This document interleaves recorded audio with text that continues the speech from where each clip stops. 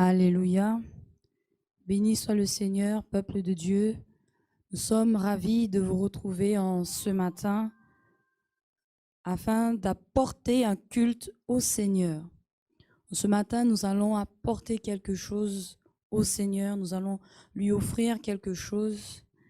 Mais avant de commencer, peuple de Dieu, tous ceux qui sont présents, tous ceux qui sont connectés sur Internet, nous vous saluons au nom de Jésus, avec tout l'amour du Seigneur. Avant de commencer, afin de partager ce message, le message du Seigneur, nous allons vous inviter à être attentifs en ce matin. Le Seigneur a parlé à ses plus puissants prophètes vendredi 22 octobre 2021. Ce vendredi-là, le Seigneur a parlé et une prophétie a été donnée. Il y a un jugement qui arrive. Il faut que le peuple de Dieu soit attentif. Vous devez être attentif à ces choses. Alors, je ne vais pas en dire plus. Je vais vous laisser écouter.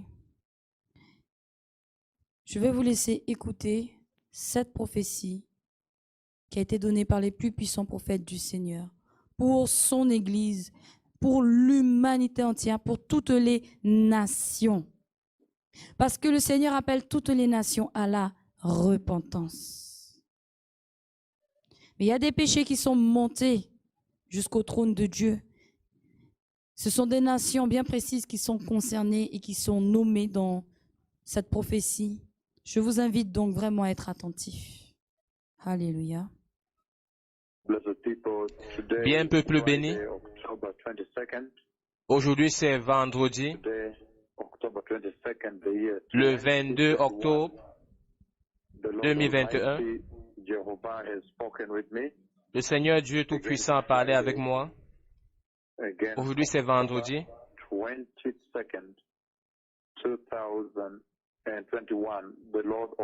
Le 22 octobre 2021, le puissant Dieu d'Israël a parlé avec moi. Il y a un jugement de Dieu venant. Le Seigneur Tout-Puissant a amené ces deux prophètes, les deux prophètes de Yahvé, en Caraïbes. Il m'a amené dans les océans et j'ai parlé aux océans. Et écoutez-moi, océan. Donc, à nouveau, Dieu Tout-Puissant, cet après-midi, il m'a amené aux Caraïbes. Et lorsqu'il m'a amené aux Caraïbes,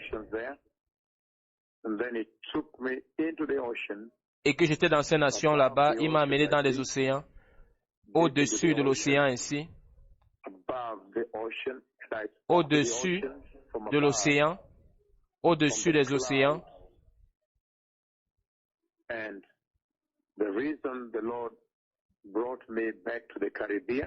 Et la raison pour laquelle le Seigneur m'a ramené aux Caraïbes, c'est parce qu'ils ne se sont pas encore repentis. Comment est-ce qu'ils n'ont pas encore obéi au commandement du Seigneur Yahvé que j'ai donné aux Caraïbes? Pour le peu de temps que j'ai été là-bas, je pense une à deux fois, et j'ai averti la nation de Caraïbes de se repentir du péché sexuel. Pour tous les faits de l'immoralité sexuelle qu'il y a là-bas, où le monde entier s'y rend, les orgies, les fêtes. La plupart des îles là-bas, beaucoup de personnes voyagent de l'Europe, des États-Unis, partout dans le monde. Et il y a beaucoup de mal et de vie immorale. Le péché sexuel est tellement rampant. Le Seigneur Tout-Puissant n'a pas été aveugle du péché de la nation. Donc aujourd'hui, le Seigneur Tout-Puissant a instruit son serviteur. Dieu le Père a parlé lui-même avec moi. Il m'a envoyé d'examiner la nation et j'ai examiné la nation de façon complète Et j'ai pu voir comment est-ce que le péché sexuel là-bas, de façon horrible, a consumé la nation. Et après cela, le Seigneur m'a élevé là où il y a le ciel et là où passe sa nuée au-dessus de l'océan, le Seigneur Tout-Puissant m'a demandé de frapper la nation des Caraïbes, l'océan, avec le jugement de Dieu.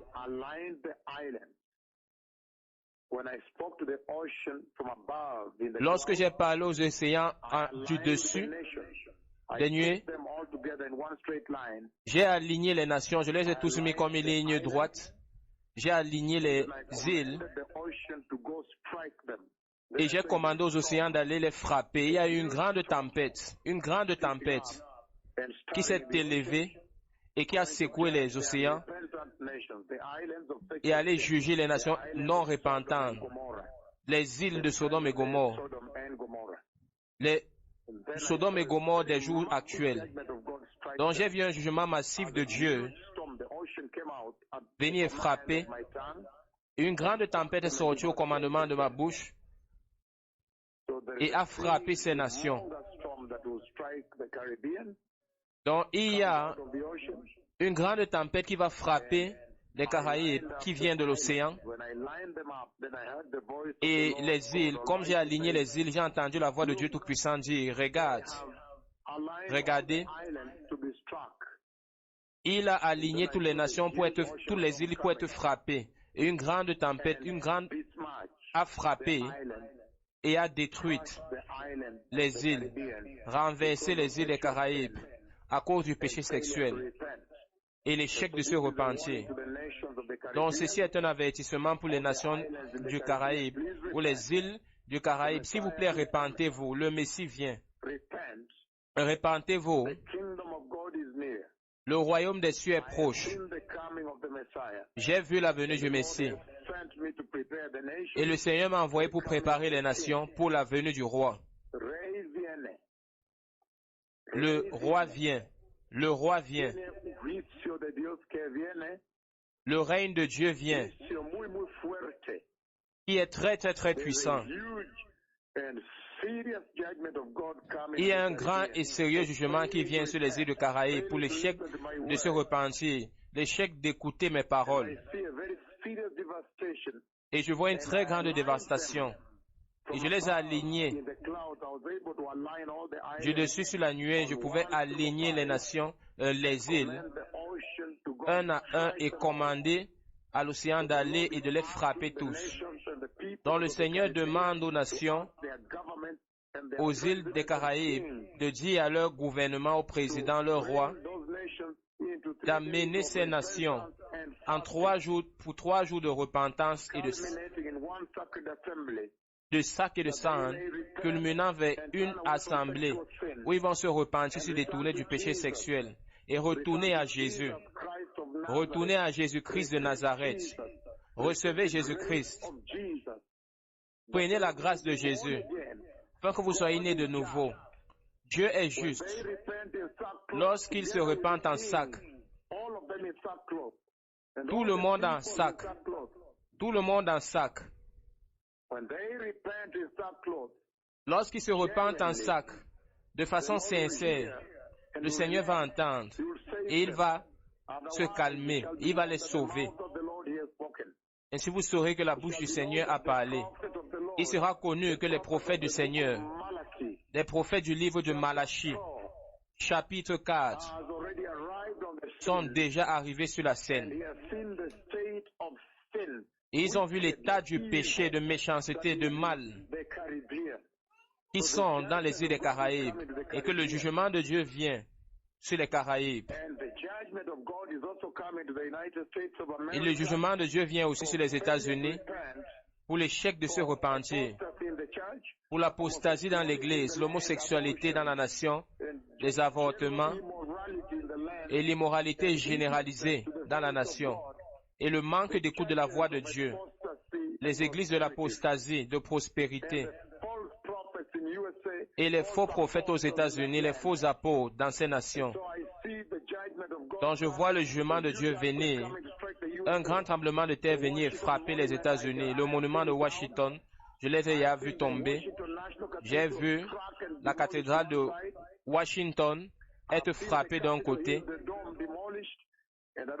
La cathédrale des États-Unis, le dôme être frappé, tombé. Je ne sais pas pourquoi le Seigneur m'a amené là-bas cette nuit.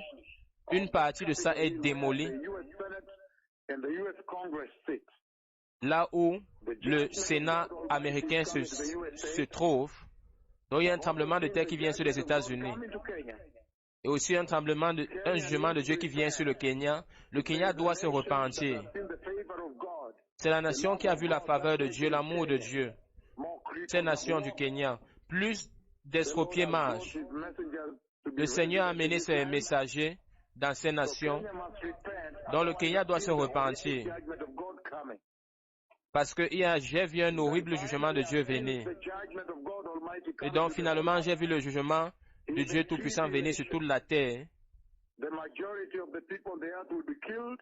La majorité des personnes sur la terre seront tuées. Une grande persécution contre les chrétiens va exploser. Le Seigneur a parlé ces paroles. Le Seigneur Tout-Puissant, Jéhovah Yahvé, le puissant Dieu d'Israël, il a prononcé ces paroles. Le Messie vient. Préparez le chemin du Seigneur. Soyez justes, soyez saints. Souvenez-vous que sans la sainteté, personne ne va voir le Seigneur. Toda Shalom, Toda Rabba.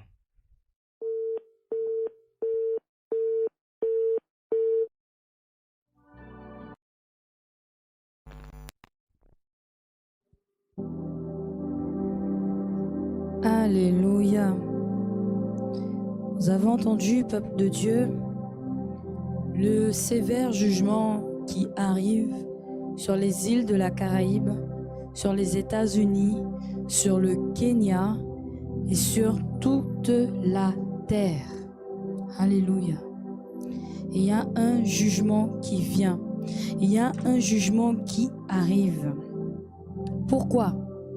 Le manque de repentance, le manque d'écoute de la parole de Dieu et notamment le manque d'écoute des plus puissants prophètes du Seigneur. Les plus puissants prophètes du Seigneur, celui que vous voyez actuellement dans un corps physique et l'autre que vous voyez sur certaines photos et vidéos dans un corps spirituel, ils sont deux. Nous avons déjà prêché ces choses, ils sont deux. Les deux chandeliers, les deux oliviers d'Apocalypse 11 sont déjà là. Ils sont déjà là parce que l'ère de la tribulation arrive.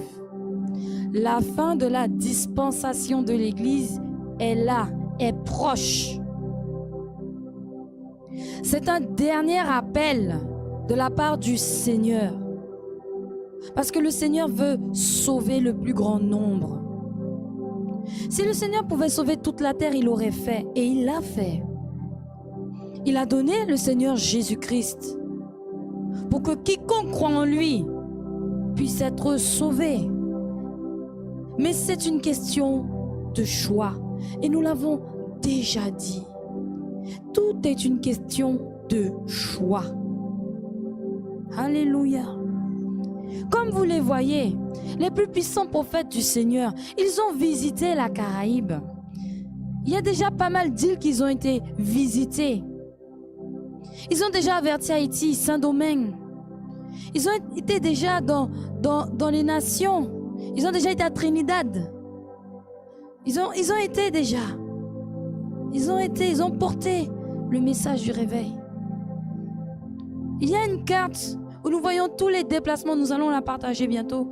Il y a une carte où nous voyons tous les déplacements de l'homme de Dieu, le plus puissant prophète du Seigneur, les plus puissants prophètes du Seigneur. Ils sont déjà venus en Guyane 2 fois. Ils ont déjà été en France. Alléluia. Ils ont déjà été au Brésil, juste à côté de nous. En Guyane, juste à côté de la Guyane. Ils ont parcouru la terre. Et s'il y a des lieux où ils n'ont pas pu aller, ils n'ont pas pu se rendre, sachez qu'il y a eu quand même un travail pour que ce message soit porté. Parce qu'ils sont venus prêcher la repentance. Dieu envoie toujours des précurseurs. Il envoie toujours des personnes en avant pour avertir.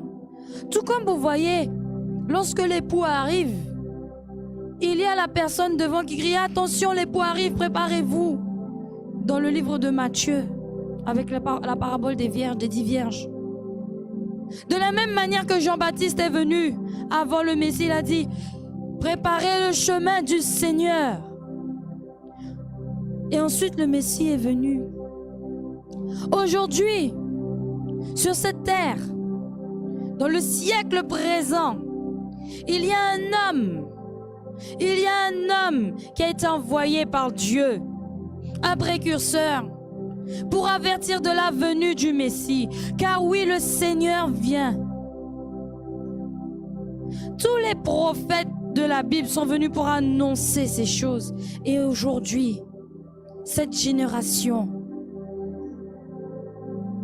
verra bientôt l'enlèvement. Ça peut être dans 10 ans, dans 5 ans, dans je ne sais pas combien d'années. Nul ne connaît ni le jour ni l'heure. Mais l'enlèvement est proche. Parce que Élie et Moïse sont parmi nous. Les 2 témoins de l'Apocalypse 11 sont parmi nous. Et ils ont dit les îles paradisiaques avec les plages d'un bleu turquoise où on aime se baigner avec le sable fin là, qui sont remplies d'immoralité sexuelle. Le Seigneur appelle ces îles-là à la repentance. Là où les personnes voyagent pour venir dans ces îles, parce que c'est waouh, c'est l'amour. J'ai vu ça encore à la télévision, les awards des îles, quelque chose comme ça. Et les îles se vendent, elles vendent leurs plages en disant que vous allez passer un bon moment, que ce sont des lieux pour les couples, ce sont des lieux où vous pouvez vous retrouver dans l'intimité. Oui, ce sont des lieux où il y a beaucoup de péchés sexuels qui se commettent malheureusement. Beaucoup d'immoralité sexuelle, beaucoup de débauche, beaucoup de fornication, beaucoup d'adultère, beaucoup de prostitution. Personnes qui viennent dans ces îles en voyage et qui recherchent à passer du bon temps, à avoir du plaisir. Et puis les hommes et les femmes qui se prostituent pour un peu d'argent. Souille. Le Seigneur a annoncé une tempête. Une tempête qui arrive, c'est le jugement du Seigneur. Que pensez-vous? Ce qui s'est passé à Saint-Martin et Saint-Barthélemy, là, il n'y a pas si longtemps. C'était encore un avertissement du Seigneur. Et pourquoi? Bien que ces îles ont été dévastées, et bien d'autres, bien que ces îles ont été dévastées, des îles françaises, la partie française notamment de Saint-Martin qui a été sévèrement touchée et atteinte, bien que ces îles-là aient été frappées, on a pu voir la miséricorde de Dieu. Pourquoi? Il y a eu très peu de morts. Il y a eu très peu de morts. Beaucoup de choses ont été détruites. Des hôtels, des plages ont été complètement ravagées, sinistrées, des maisons. Les gens se sont livrés au pillage. Il y avait la détresse. Et je me souviens que cette tempête qui a frappé Saint-Martin, Saint-Barthélemy allait pour venir sur la Guadeloupe et la Martinique, qui heureusement n'ont pas subi de grands dégâts. Mais aujourd'hui, le vendredi 22 octobre, le Seigneur a parlé à son serviteur. Vendredi 22 octobre 2021, le Seigneur a parlé à son serviteur. Il y a un jugement qui arrive. Et là, si vous avez été attentifs, il a été dit qu'il y aura de nombreux morts. Il y aura des morts là. Là, il y aura des morts. Là, il y aura beaucoup plus de ravages. Il y aura plus de sinistres. La débauche, l'adultère, l'homosexualité, la prostitution, toutes ces choses-là sont montées jusqu'au trône de Dieu. Le Seigneur a déjà averti de se repentir. Ceux qui sont en Martinique, en Guadeloupe, Saint-Martin, Saint-Barthélemy, toutes les îles, en Haïti, à Saint-Domingue, vous qui nous regardez en ce matin via Internet, s'il vous plaît, repentez-vous. La même bouche qui a prononcé le jugement du coronavirus le 1er décembre 2015, la même bouche qui a prononcé le jugement d'Haïti, le tremblement de terre qui s'est passé en 2012, la même bouche qui a prophétisé le virus Zika, qui a prophétisé Ebola, qui a prophétisé l'explosion de Beyrouth, qui a prophétisé ce qui se passe actuellement là, dans ce pays arabe. Il me semble que c'est l'Afghanistan, si je ne me trompe. En ce moment-là, là où il y a les talibans qui persécutent les gens là, les gens fuient. Tout cela a été prophétisé par cette bouche-là. Les plus puissants prophètes du Seigneur. Et là, je lance un appel à la Guyane. Nous ne sommes pas loin, en Guyane, de la mer des Caraïbes. La mer des Caraïbes est près de nous. La Guyane aussi doit se repentir. La Guyane doit se repentir parce que deux fois les oins de l'Éternel sont venus. 2 fois. Et nous attendons encore en Guyane ce jour de repentance. Toutes les églises, tous les leaders d'église, tous les pasteurs, le Seigneur demande la repentance. Ce n'est pas une question de dénomination, ce n'est pas une question de notoriété. Non, c'est une question de salut. C'est une question de salut, peuple de Dieu. Il y a un jugement qui arrive. C'est du sérieux. Le Seigneur appelle toutes les nations à la repentance. Cette même bouche a prophétisé le jugement contre les États-Unis à cause de l'apostasie des faux prophètes et du péché sexuel. La grande cathédrale qui va être frappée, avec le monument de Washington qui va être frappé. Cette prophétie a déjà été donnée. Elle est disponible sur YouTube, sur Facebook. Vous pouvez chercher. Vous pouvez aller regarder. Vous pouvez écouter les avertissements. Le Seigneur a parlé. Le Seigneur attend la repentance. Il attend la repentance. Le Seigneur nous appelle à revenir à lui. Les îles, toutes les îles de la Caraïbe, les États-Unis, même le Kenya. Pourtant, on pourrait se dire que le Kenya devrait être épargné d'un jugement. Ben, c'est faux. S'il y a péché, le Seigneur, il va faire exception de personne. S'il y a péché, il faut qu'il y ait repentance. Sinon, c'est le jugement. Seule la repentance peut nous épargner, nous sauver du jugement à venir. Alléluia. Et donc, peuple de Dieu, nous allons rentrer dans le message en ce matin. Nous espérons vraiment que vous avez pu saisir ces choses parce que cela est important. Ce n'est pas pour rien que ce ministère s'appelle repentance et sainteté. Ce sont des choses que le Seigneur attend de nous. La repentance pour que nous puissions être purifiés de nos péchés. La sanctification pour que nous puissions cesser, nous abstenir de péché, avoir une tolérance zéro au péché. Parce que dans le royaume de Dieu, il n'y a pas de péché, il n'y a pas de souillure, il n'y a pas d'impureté. Sans la sainteté, nul ne verra le Seigneur. Pourquoi donc? Hébreux 12, 14, nous ne cessons de le répéter. Parce que le Seigneur est 3 fois saint et que son royaume est saint. Et que ceux qui rentreront dans ce royaume, ce sont les saints qui sont décrits dans le livre d'Apocalypse. Alléluia. Nous allons y aller. Apocalypse.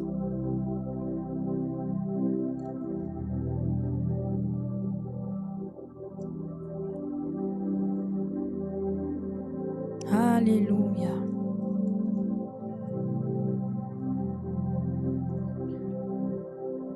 Alléluia. C'est dans le livre d'Apocalypse, peuple de Dieu.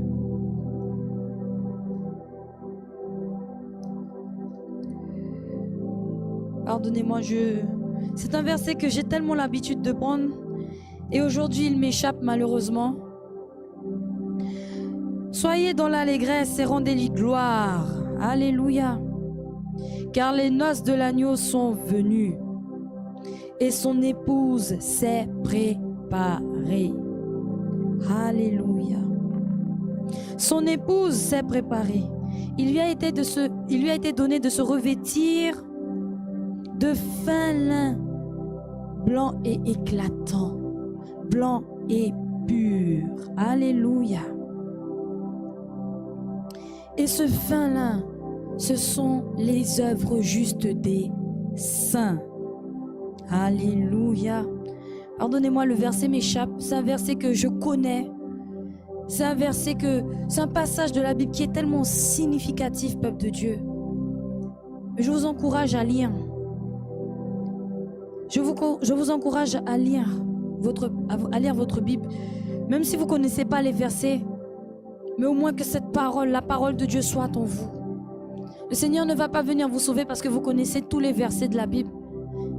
Il va venir vous sauver si vous mettez en pratique sa parole, si vous vous repentez, que vous vous sanctifiez. Alléluia. Peuple de Dieu, les saints rentreront dans le royaume. Ce sont les saints qui rentreront dans le royaume. Apocalypse 19, merci Seigneur, merci Saint-Esprit. Apocalypse 19, verset 7. Réjouissons-nous, soyons dans l'allégresse et donnons-lui gloire, car les noces de l'agneau sont venues, son épouse s'est préparée, et il lui a été donné de se revêtir d'un fin lin éclatant pur, car le fin lin, ce sont les œuvres justes des saints. Alléluia, gloire à toi Seigneur. Apocalypse 19, versets 7 à 8. Un verset ô combien significatif pour nous aujourd'hui, parce que le Seigneur nous appelle tous à la sainteté. Les saints, ce sont les enfants de Dieu. Parce que la Bible dit bien, soyez saints comme votre Père est saint. Car votre Père est saint. Soyez saints vous aussi, peuple de Dieu. Notre Père céleste, le Créateur des cieux et de la terre, Jéhovah Yahweh, il est saint. Alors si je pose la question en ce matin à ceux qui sont présents, à ceux qui nous regardent en ce moment, est-ce que vous voulez être un enfant de Dieu? Mais bien sûr que je vais entendre des oui. Amen. Qui veut être un enfant de Dieu? Alléluia. Tout le monde veut être un enfant de Dieu. Un peuple de Dieu qui peut venir donner un conseil au Seigneur. Qui connaît la pensée du Seigneur? Tout le monde veut devenir un enfant de Dieu. Mais au final, qui le sera vraiment? Qui l'est vraiment là présentement? Qui a le comportement d'un enfant de Dieu? Qui vit selon ce que Dieu attend? Qui vit la vie d'un enfant de Dieu sur cette terre? Cela a un prix d'être un enfant de Dieu. Cela a un prix. Bien que toute personne qui reçoive le Seigneur Jésus dans son cœur, comme Seigneur et Sauveur, la prière du salut que nous faisons à chaque fin de culte, bien que chaque personne qui fasse cette prière devienne un enfant de Dieu, il faut savoir que ce titre, cette appellation, cette filiation, cette parenté ne sera définitivement acquise que lorsque le Seigneur viendra chercher son Église, ses enfants, au jour de l'enlèvement. En d'autres termes, au jour de l'enlèvement, le Seigneur viendra chercher ses enfants. Et c'est à ce moment-là que la création verra la révélation des fils de l'homme. Alléluia. Les fils de Dieu. La révélation des fils de Dieu. Et donc, nous sommes tous créatures de Dieu. Et si tu acceptes le Seigneur, tu deviens aussi un enfant enfant de Dieu. Mais tu dois te battre pour garder cette filiation, cette parenté. Ce sont les enfants de Dieu qui héritent des promesses. Comme nous l'avons dit, pour juste attester ce que nous venons de dire tout à l'heure, tout le monde a le pouvoir de devenir enfant de Dieu. Tout le monde. Allons dans le livre de Jean chapitre 1 au verset 12. Jean chapitre 1 verset 12. Alléluia. Il est dit: mais à tous ceux qui l'ont reçu, à ceux qui croient en son nom, elle a donné le pouvoir de devenir enfants de Dieu, lesquels sont nés non du sang, ni de la volonté de la chair, ni de la volonté de l'homme, mais de Dieu. Alléluia. Tout le monde a reçu le pouvoir de devenir un enfant de Dieu. Et si tu es un enfant de Dieu, c'est parce que Dieu te donne l'opportunité. C'est sa volonté à Dieu que Jésus aille mourir à la croix. C'était sa propre volonté. La volonté du Seigneur Jésus lui-même et la volonté du Père et de l'Esprit, parce que les trois étaient d'accord. Et donc, les enfants de Dieu hériteront des promesses. Quand nous voyons Abraham, avant qu'il ne soit Abraham, il était Abram. Et il a eu Ismaël. Il a eu Ismaël, ensuite il a eu Isaac. Mais lorsque tu regardes à la naissance d'Ismaël, Ismaël était le fils aîné. Et pourtant, qu'est-ce que le Seigneur lui a dit? Il était l'enfant d'Abraham. Mais qu'est-ce que le Seigneur a dit? Genèse 22. Genèse 22, peuple de Dieu. Nous allons comprendre ce que c'est qu'être un enfant de Dieu en ce matin. Et s'il faut revenir encore sur ces choses, nous reviendrons encore sur ces choses. Alléluia. Genèse 22, à partir du verset 2. Dieu dit, on va prendre à partir du verset 1. Après ces choses, Dieu mit Abraham à l'épreuve et lui dit, Abraham! Et il répondit, me voici. Dieu dit, prends ton fils, ton unique, celui que tu aimes, Isaac, va-t'en au pays de Morija, et là, offre-le en holocauste sur l'une des montagnes que je te dirai. Prends ton fils, prends ton unique. Dieu savait qu'Abraham avait deux fils, Ismaël et Isaac. Dieu le savait. Est-ce que le Seigneur a oublié Ismaël? Non. Mais Ismaël n'est pas l'enfant de la promesse. C'est un point que nous ne devons pas oublier. Les enfants de Dieu héritent des promesses. Des promesses sont faites aux enfants de Dieu. Et donc, vous me direz, mais nous,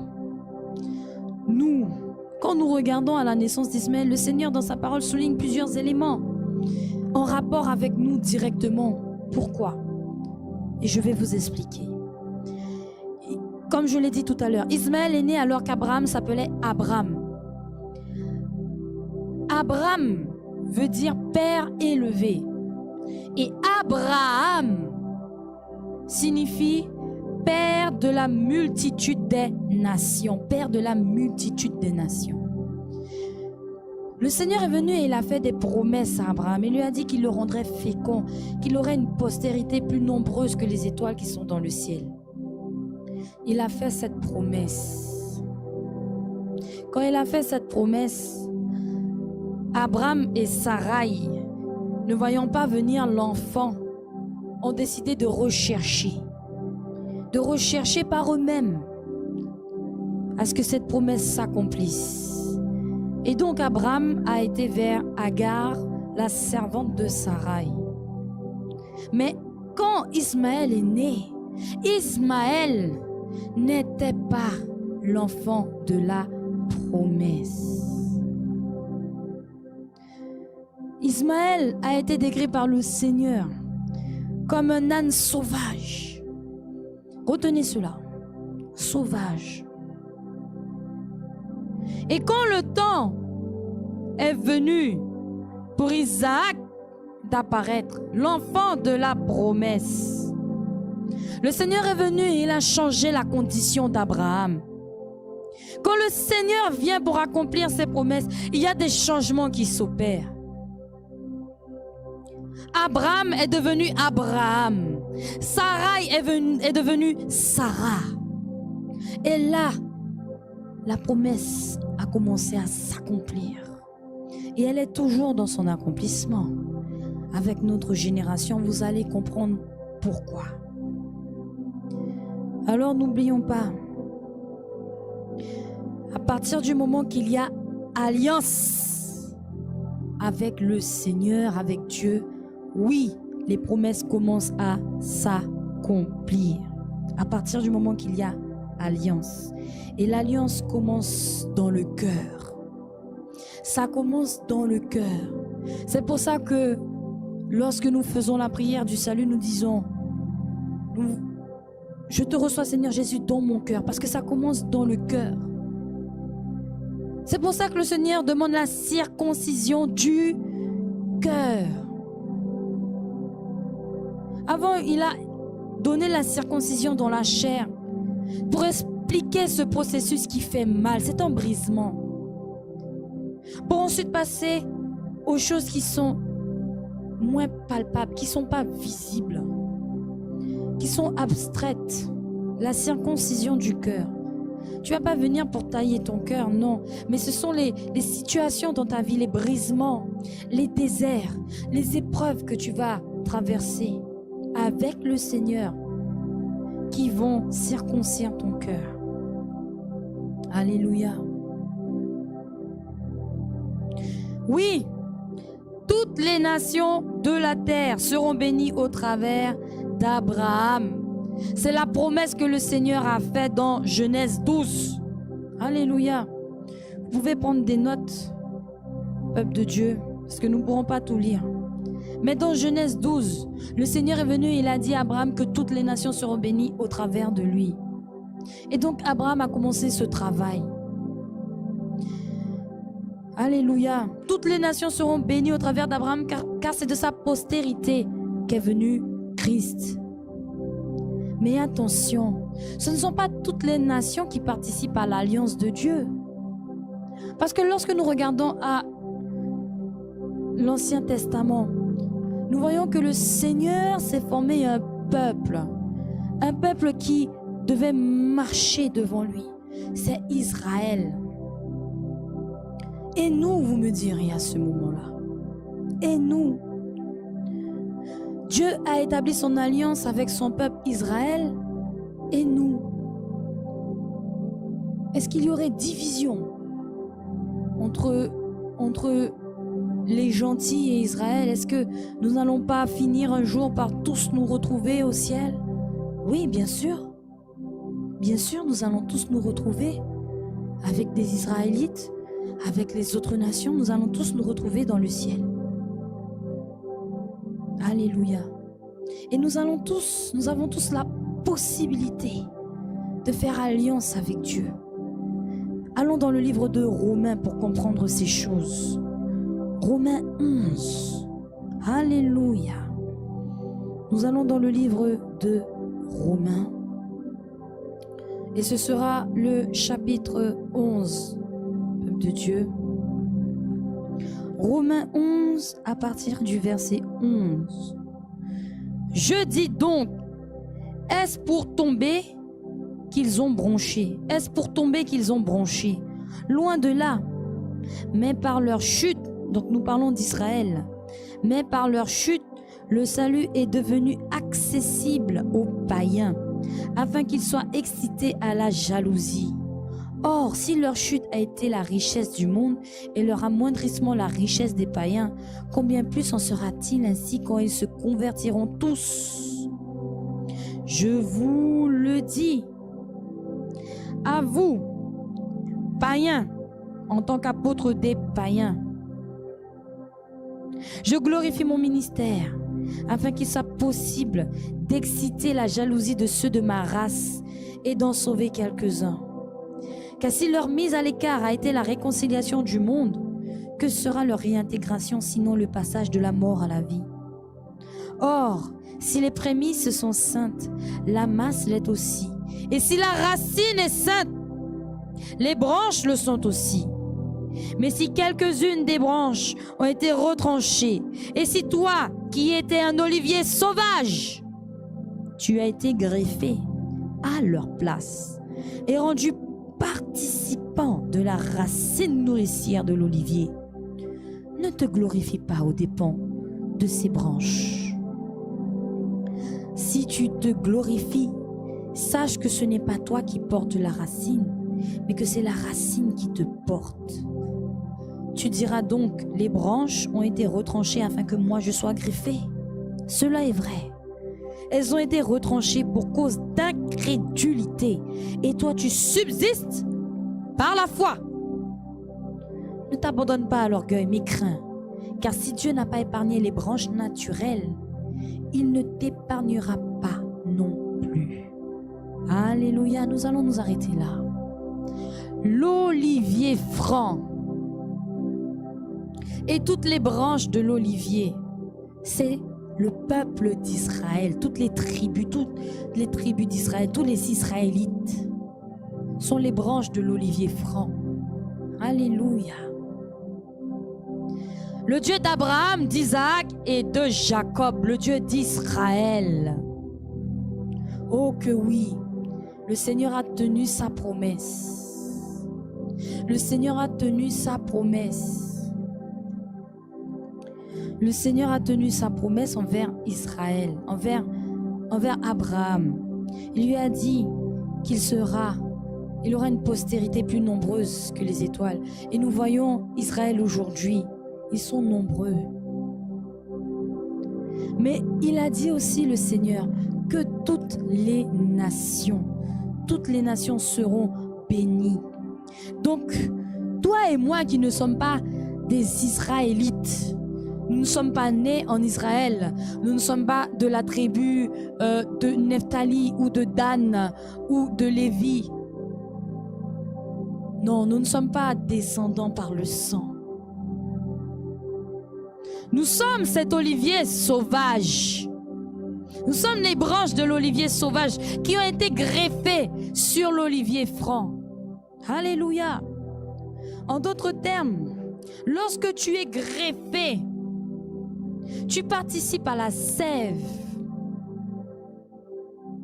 Si aujourd'hui le message du Seigneur te parvient, que tu fais la prière du salut, que tu acceptes le Seigneur Jésus dans ton cœur comme Seigneur et Sauveur, et que tu deviens un enfant de Dieu par ce choix personnel et individuel que tu as fait, mon frère, ma soeur, tu es greffé à l'olivier franc et tu es participant aux promesses du Seigneur pour son peuple. Tu es participant aux promesses que le Seigneur a faites à Abraham. Tu fais partie de la postérité d'Abraham par la foi. Alléluia. Pas par le sang, mais par la foi. Par la volonté de Dieu. Alléluia. Parce que souvenez-vous de ce qu'on a dit dans Jean 1 au verset 12, peuple de Dieu. Il leur a été donné à ceux qui l'ont reçu de devenir enfants de Dieu, pas nés de la chair ni du sang, mais par la volonté de Dieu. Alléluia. Nous sommes cet olivier sauvage qui a été greffé. Donc nous aussi, nous avons une chance. De la même manière qu'Ismaël avait sa chance aussi. Parce qu'il est quand même enfant d'Abraham. Mais le Seigneur le décrit comme sauvage. Et Ismaël a eu sa descendance. Mais sa descendance aussi peut faire partie de la famille qui hérite de la promesse. De ceux qui héritent de la promesse des enfants de Dieu. Alléluia. Alors, ce sont peut-être un peu des choses qui sont difficiles. C'est assez solide ce que nous disons ce matin. Ça peut être aussi par moments difficile à expliquer, difficile à comprendre. Mais que le Saint-Esprit nous aide. Parce que c'est un appel du Seigneur à revenir à lui aujourd'hui. Il dit aujourd'hui que nous tous qui sommes dehors, nous tous qui sommes des enfants illégitimes, parce que oui, à cause du péché, nous sommes certes créés à l'image de Dieu, mais nous ne sommes pas encore enfants de Dieu si nous n'avons pas accepté le Seigneur Jésus dans nos vies, dans nos cœurs. Si nous ne marchons pas dans la repentance et dans la sainteté. Mais aujourd'hui, le Seigneur, par sa miséricorde, il tend la main encore une fois. Et le choix est là devant nous en ce matin. Devant chacun d'entre nous, le choix est là. Tu participes à la sève, c'est-à-dire que tu participes à l'alliance par Jésus-Christ. Parce que lorsque le Seigneur Jésus est venu, il a dit, mangez, ceci est mon corps, buvez, ceci est mon sang, le sang de l'alliance. Cette nouvelle alliance, mais c'est la même alliance, parce que c'est le même Dieu. C'est une alliance que le Seigneur fait maintenant avec le monde entier, au travers de Jésus. Si les Israélites n'ont pas pu prendre part à cette alliance, c'est à cause de leur incrédulité. Ils ont été incrédules, ce qui nous a permis à nous d'entrer. Parce que dans toute l'histoire de la Bible, il n'était pas fait mention de nous les gentils, nous les païens. Il n'était pas fait mention de nous. Ceci est un mystère. Ceci était caché. Il est maintenant révélé. C'était le plan de Dieu. Qui peut connaître les plans du Seigneur? Qui connaît la pensée du Seigneur? Alléluia. Nous les païens, qui ne sommes pas descendants des tribus d'Israël, nous sommes sauvés par la foi. Et les Israélites aussi seront sauvés par la foi. Donc si aujourd'hui nous sommes des enfants de Dieu par la foi, les Israélites qui sont descendants d'Abraham le seront, pas seulement par le sang, la chair, mais ils le seront par la foi, et surtout et notamment par la foi, et non pas par la chair ni le sang. Les Sadducéens, les pharisiens, quand le Seigneur Jésus venait prêcher la repentance, prêcher la sainteté, prêcher l'amour du prochain, prêcher la miséricorde, les pharisiens et les Sadducéens disaient, mais nous sommes enfants d'Abraham, nous n'avons rien à apprendre de toi, toi le fils du charpentier. Toutes ces promesses-là dont il est fait mention, c'est pour nous. Nous sommes descendants d'Abraham. Qu'est-ce que le Messie a dit? Des pierres qui sont là. Le Seigneur peut susciter une postérité à Abraham. Des pierres. Tout ça pour vous dire que ce ne sont ni la chair, ni le sang qui hériteront des promesses de Dieu. Ce n'est ni par la chair, ni par le sang que l'on devient un enfant de Dieu. Mais comme il a été dit, il faut recevoir la lumière. Il faut recevoir la lumière. Alléluia. Tu ne seras pas sauvé, mon frère, ma sœur. Et là, je vais ouvrir un peu plus. C'est pour ça que c'est une question de choix. Et une question de choix, vraiment, c'est quelque chose de personnel, d'individuel. Parce que le salut n'est pas un effet de groupe. Parce que la foi, ta foi, c'est quelque chose qui doit sortir de toi. La foi que tu développes au travers de tout ce que tu vis avec le Seigneur, c'est une foi que tu ne partageras pas avec ton prochain. Tu ne peux pas. C'est avec cette foi-là que tu pourras manifester des œuvres. Ta foi sera manifestée au travers de tes œuvres. Et là, elle pourra inspirer. Mais tu ne peux pas couper ta foi en deux et donner un peu de foi à ton prochain. Donner un peu de foi à ton frère. Donner un peu de foi à ton père, à ta mère, à ceux qui ne croient pas en Dieu. Non. Non, tu ne peux pas. La foi, c'est quelque chose de personnel qui se développe et qui grandit au fur et à mesure que tu développes ta relation avec le Seigneur. Et donc, eux qui n'ont pas cru en Christ au début, ils seront également sauvés. Tout Israël sera sauvé, nous dit la Bible. Et au moyen de, alléluia, au moyen de la foi. Toujours Romains 11, le verset 25. Car je ne veux pas, frères, que vous ignoriez ce mystère, afin que vous ne vous regardiez point comme sages.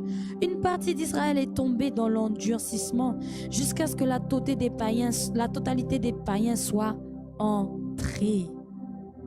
C'est-à-dire qu'il y a un nombre de gentils, il y a un nombre de païens qui doivent embrasser le salut de la grâce pour que le Seigneur puisse passer à Israël. Et nous continuons. Alléluia. Et ainsi tout Israël sera sauvé selon qu'il est écrit. Le libérateur viendra de Sion et il détournera de Jacob les impiétés. Et ce sera mon alliance avec eux lorsque j'ôterai leurs péchés. En ce qui concerne l'évangile, ils sont ennemis à cause de vous. En ce qui concerne l'élection, ils sont aimés à cause de leur Père. Car les dons et l'appel de Dieu sont irrévocables. De même que vous avez autrefois désobéi à Dieu et que par leur désobéissance, vous avez maintenant obtenu miséricorde. De même, ils ont maintenant désobéi afin que par la miséricorde qui vous a été faite, ils obtiennent eux aussi miséricorde. Car Dieu a renfermé tous les hommes dans la désobéissance pour faire miséricorde à tous. Et là, on se dit, waouh, le plan de Dieu pour l'humanité est révélé là. Quand on vous dit de lire votre Bible, et d'apprendre de ce qui se passe en Israël, Israël est l'exemple. Israël est l'exemple pour nous. C'était le peuple de Dieu. Le Seigneur les a délivrés, le Seigneur les a fait passer à sec au travers de la mer Rouge, alors que Pharaon était en train de les poursuivre. Et pourtant, ce peuple a quand même été rebelle au Seigneur.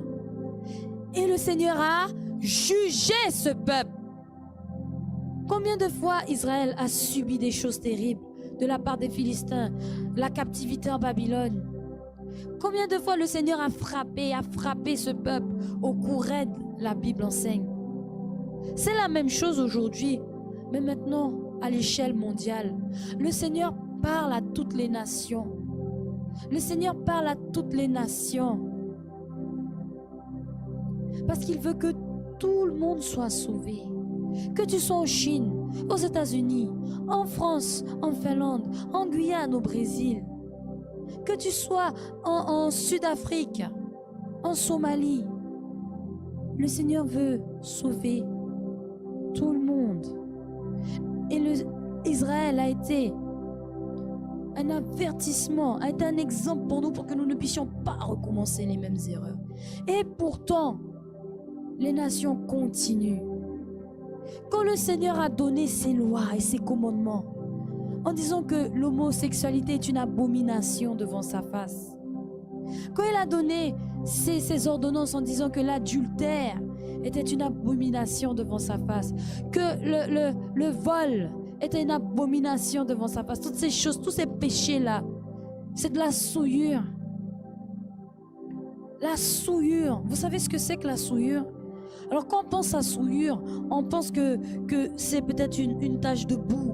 Mais la souillure, selon le dictionnaire biblique, c'est des excréments. Des excréments sur toi. Lorsque tu pêches, c'est comme si tu mets des excréments sur toi. Des excréments. Vous voyez l'odeur? L'odeur des excréments, la texture, ces choses, comment ça tâche. C'est repoussant. C'est repoussant. Les excréments. Le péché que nous commettons fait que nous nous souillons. Et cela fait que la présence de Dieu ne peut être avec nous. Alléluia. Un enfant de Dieu s'abstient de se souiller. Être un enfant de Dieu, je vous l'ai dit, ça a un prix. Ça a un prix. Ça commence par la foi. Parce que toute l'humanité sera sauvée que uniquement par la foi. Malheureusement, nous savons, et la Bible nous enseigne ces choses, qu'il y a de ceux qui, malgré tout, continueront à renier le Seigneur et à le défier, à le provoquer. Mais pour ceux qui sont sensibles, pour vous qui écoutez ce message, s'il vous plaît, allons dans la repentance. Le Seigneur a parlé. C'est le plan de Dieu que tout le monde soit sauvé par la grâce au moyen de la foi. La foi, elle est précieuse. Comme on l'a dit, la foi ne suffit pas. Il y a des œuvres que doivent produire ta foi, que tu dois produire avec ta foi. Allons d'abord dans le livre de Galates. Galates, peuple de Dieu.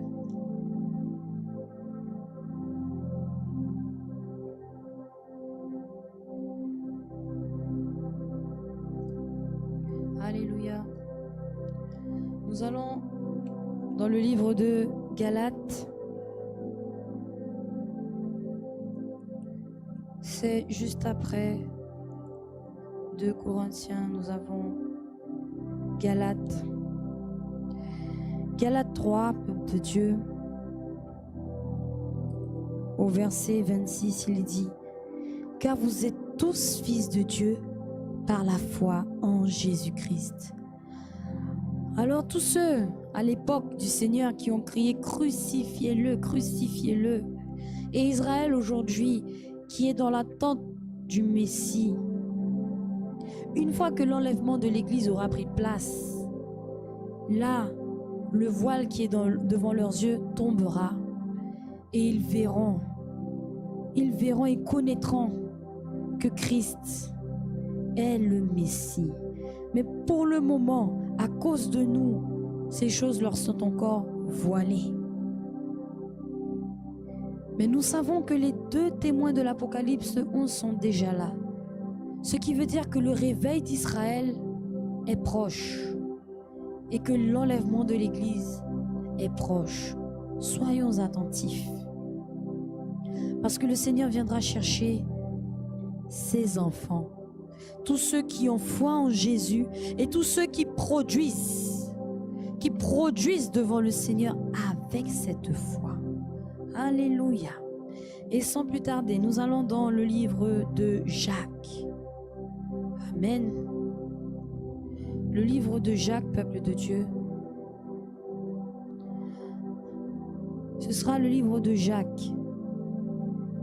À partir du verset 20, nous allons parler de la foi et des œuvres. Vous allez comprendre pourquoi il est important d'avoir la foi pour être un enfant de Dieu. Nous l'avons déjà mentionné. Mais là, nous allons aller plus en profondeur. Nous allons ouvrir un peu plus. Parce que malheureusement, aujourd'hui, tout le monde se revendique être enfant de Dieu. Aujourd'hui, vous recevez le Seigneur Jésus comme Seigneur et Sauveur dans votre cœur et vous vous arrêtez là, pensant que, en suffisant de croire que Jésus est le Sauveur, que Jésus est votre Rédempteur, que vous n'avez rien à faire, votre foi est suffisante. Non. Non, c'est faux. Vous avez votre part à jouer. Oui, le salut, c'est la grâce. C'est que par grâce que nous sommes sauvés. Mais les œuvres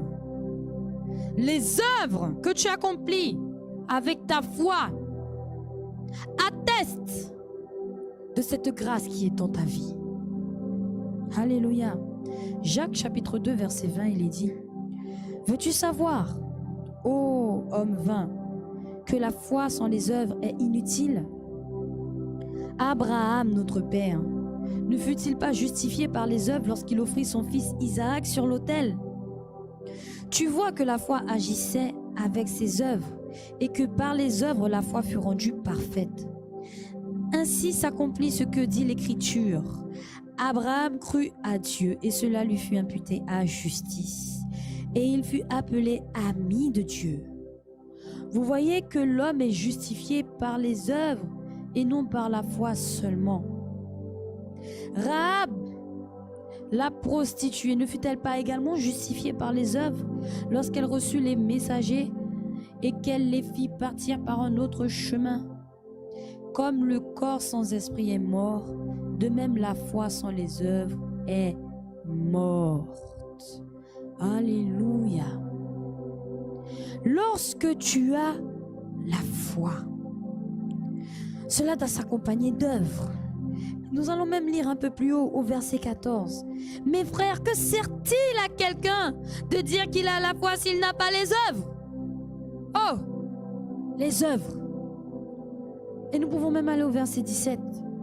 Il en est ainsi de la foi. Si elle n'a pas les œuvres, elle est morte en elle-même.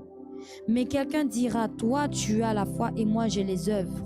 Montre-moi ta foi sans les œuvres et moi je te montrerai la foi par mes œuvres. Aujourd'hui, un enfant de Dieu doit manifester.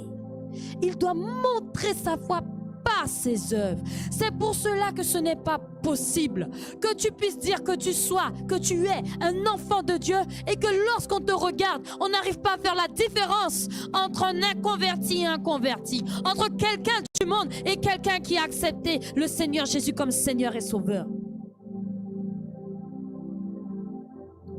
Si tu es un enfant de Dieu, si tu as accepté le Seigneur dans ta vie, si tu marches selon ses principes, parce que le Seigneur a dit, si vous m'aimez, gardez mes commandements.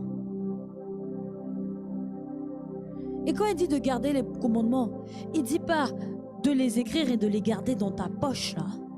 Il te dit de les mettre en pratique. Tu dois mettre en pratique la parole de Dieu. Tu dois avoir la pensée de Christ et dans chacune de tes actions, tu dois te dire, mais comment Christ aurait fait? Parce que Christ est censé vivre en toi. Ce n'est plus toi qui vis, c'est Christ qui vit en toi. Si Christ vit en toi, à ce moment-là, on voit la filiation.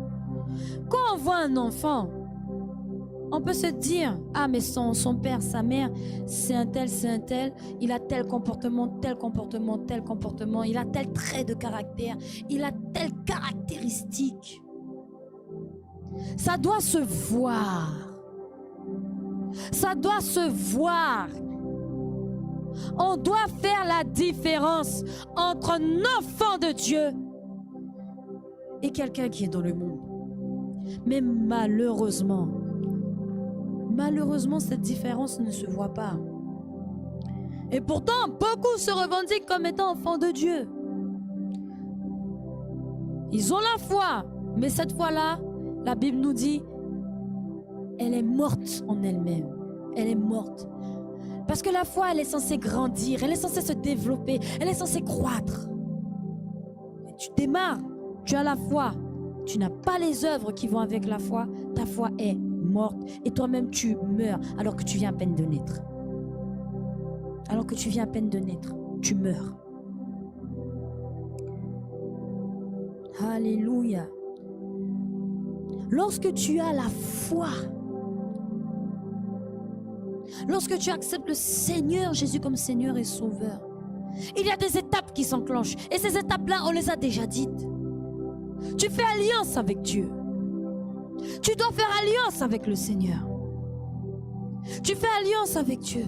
Et cette alliance est manifestée par la repentance et le passage dans les eaux du baptême.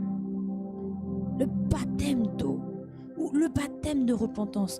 Cet acte prophétique, tu passes par les eaux du baptême. Ton ancienne nature reste dans l'eau et lorsque tu sors de l'eau, c'est une nouvelle personne, c'est une nouvelle vie, c'est une nouvelle création. Et là, c'est un enfant de Dieu qui naît. Un enfant s'agrandit. Un enfant s'agrandit. Un enfant ne reste pas bébé toute sa vie. Et toi aussi, tu dois grandir. Tu es passé par les eaux du baptême et maintenant tu dois grandir. Si tu passes par les eaux du baptême, avec cette foi-là, tu as déjà accompli quelque chose, tu es passé par les eaux du baptême, tu as fait alliance avec Dieu. Si tu t'arrêtes là, mon frère, ma soeur, tu meurs. Tu viens à peine de naître, tu meurs. La Bible nous dit naître d'eau et d'esprit. Alléluia. Jean, le livre de Jean, et ce sont les paroles du Seigneur lui-même. Jean le chapitre 3. Alléluia. Quand Nicodème est venu au Seigneur, il a demandé au Seigneur, nous allons prendre Jean le chapitre 3 à partir du verset 1. Mais il y a eu un homme d'entre les pharisiens nommé Nicodème, un chef des Juifs, qui vint lui auprès de Jésus de nuit et lui dit, Rabbi, nous savons que tu es un docteur venu de Dieu, car personne ne peut faire ces miracles que tu fais si Dieu n'est avec lui. Jésus lui répondit, en vérité, je te le dis, si un homme ne naît de nouveau, il ne peut voir le royaume de Dieu. Nicodème lui dit, comment un homme peut-il naître quand il est vieux? Peut-il rentrer dans le sein de sa mère et naître? Alléluia. Et là, la réponse du Seigneur qui fait appel à notre foi et qui fait écho au chapitre 1 du livre de Jean au verset 12. Alléluia. Jésus répondit, en vérité, je te le dis, si un homme ne naît d'eau et d'esprit, il ne peut entrer dans le royaume de Dieu. Ce qui est né de la chair est chair, ce qui est né de l'esprit est esprit. Ne t'étonne pas que je t'ai dit, il faut que vous naissiez de nouveau. Le vent souffle où il veut et tu en entends le bruit. Mais tu ne sais pas d'où il vient ni où il va. Il en est ainsi, tout homme qui est né de l'esprit, Nicodème. Tout homme qui est né de l'esprit. Nicodème lui dit, comment cela peut-il se faire? Jésus lui répondit, tu es le docteur d'Israël et tu ne sais pas ces choses. En vérité, je te le dis, nous disons ce que nous savons et nous rendons témoignage de ce que nous avons vu. Et vous ne recevez pas notre témoignage. Si vous ne croyez pas quand je vous ai parlé des choses terrestres, comment croirez-vous quand je vous parlerai des choses célestes?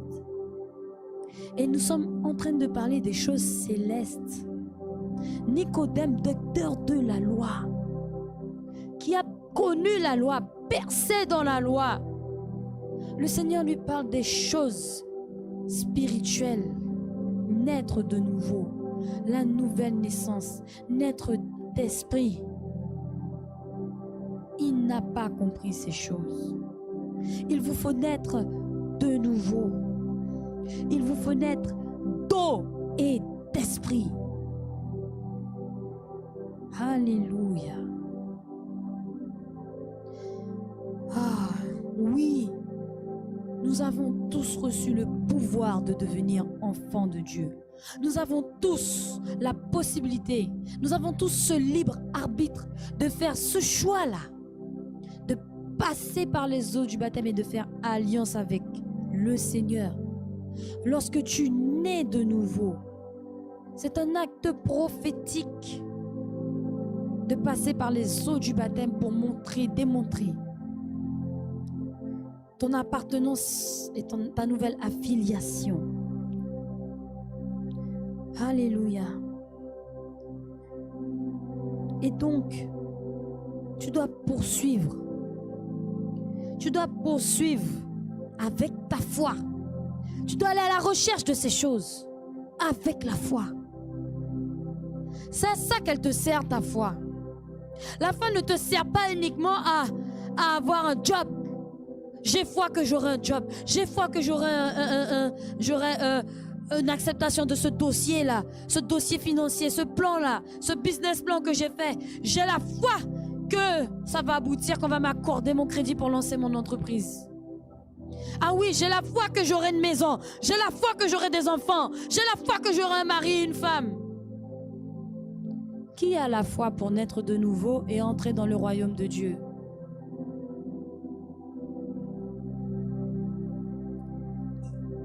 Le Seigneur ne nous empêche pas de désirer que nos projets aboutissent. Mais sachez que ce n'est pas le plus important. Et le rôle de ta foi, ce n'est pas pour cela prioritairement. Non. Si tu as la foi aujourd'hui, c'est pour que tu sois sauvé. Ta foi aujourd'hui doit t'aider pour ton salut. En priorité, la priorité des priorités, ton salut. Tout le reste est secondaire. Maison, enfants, travail, même la maladie, tout ça, c'est secondaire. Tout ça, c'est secondaire. Ta foi doit t'aider pour ton salut.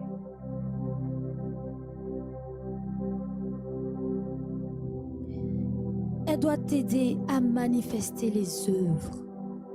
Parce que si tu as la foi, oh oui, si tu as la foi d'être sauvé, tu vas agir et tu vas te comporter d'une manière. Parce que les enfants de Dieu, ils ont une manière de se comporter. Les enfants de Dieu, ils ont une manière de parler. Les enfants de Dieu, ils vivent dans un style de vie qui est en adéquation avec ceux qui ont un lien de parenté avec Dieu. Il y a des œuvres que produisent les enfants de Dieu qui confirment leur filiation avec le Seigneur. Alléluia. On va en citer quelques-unes. La base. Ceux qui sont enfants de Dieu ne pêchent pas. Alléluia. Nous allons lire dans le livre de 1 Jean. Alléluia. Ceux qui sont enfants de Dieu ne pêchent pas. Et nous l'avons dit encore tout à l'heure. 1 Jean au chapitre 3. À partir du verset 1.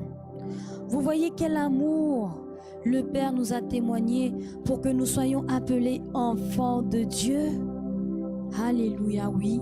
Jean 3,16. Car Dieu a tant aimé le monde qu'il a donné son Fils Jésus.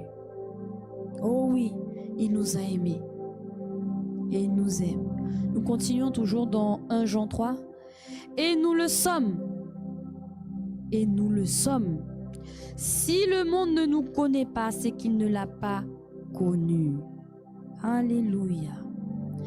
Plus bas au verset 6, il est dit: quiconque demeure en lui ne pratique pas le péché. Les enfants de Dieu, ne pêchent pas. Alors certains chrétiens ne sont pas des enfants de Dieu, ne sont pas encore véritablement nés de nouveau. Sinon, il y a des choses qu'ils ne feraient pas. Et si tu es un enfant de Dieu, tu sais que si tu pêches, tu dois aller te repentir. Tu dois te repentir. Tu dois demander pardon, Seigneur, et lui demander de te faire miséricorde. Parce que l'Éternel, oh, l'Éternel est riche en bonté, lent à la colère. Il pardonne. Oh oui, il pardonne. Nous l'avons lu tout à l'heure dans le psaume 86. Alléluia. Nous allons y aller. Un psaume que nous avons lu tout à l'heure. Alléluia.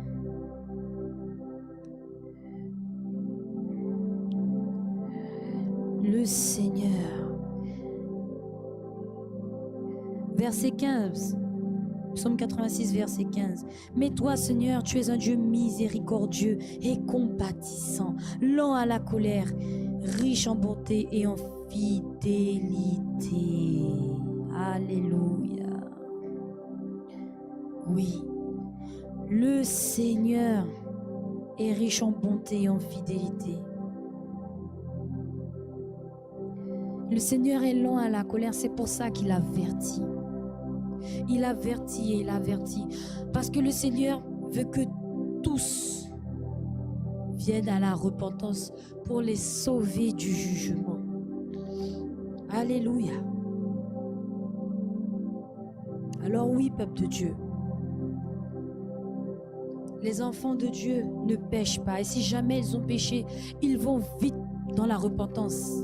S'il faut prendre le sac, ils vont prendre le sac. S'ils doivent mettre la cendre sur la tête, ils vont mettre la cendre sur la tête. Et surtout, ils vont faire tout ce qui est possible pour ne plus recommencer et s'abstenir de pécher. Ils vont s'abstenir de pécher. Peuple de Dieu, un enfant de Dieu, il est en conflit avec le péché. Il ne tolère pas le péché. Parce que ceux qui sont dans le péché sont du diable. Et il faut comprendre une chose. Il y a un conflit éternel entre lumière et ténèbres. Un conflit éternel entre lumière et ténèbres. Le Seigneur est en train de rappeler ces choses encore aujourd'hui. C'est une base fondamentale du salut. Si nous sommes nés de nouveau, il doit y avoir ce conflit perpétuel entre nous et les ténèbres, entre nous et le péché, parce qu'on ne supporte pas le péché. La lumière et les ténèbres ne peuvent pas se mélanger. Le salut de la grâce que nous avons reçu nous enseigne que lumière plus ténèbres est égal à ténèbres. Il n'y a pas de yin et de yang là. Il n'y a pas un peu de yin, un peu de yang. Il n'y a pas un peu de lumière là dans les ténèbres et un peu de ténèbres dans la lumière. Non, c'est faux. C'est faux. Il n'y a pas de ça avec le Seigneur. Avec le Seigneur, c'est radical. C'est soit blanc, soit noir. Soit lumière, soit ténèbres. Alléluia. En d'autres termes, les enfants de Dieu vivent une vie sainte et ils se purifient. 1 Thessaloniciens, chapitre 4, à partir du verset 7, il est dit: car Dieu ne nous a pas appelés à l'impureté, mais à la sanctification.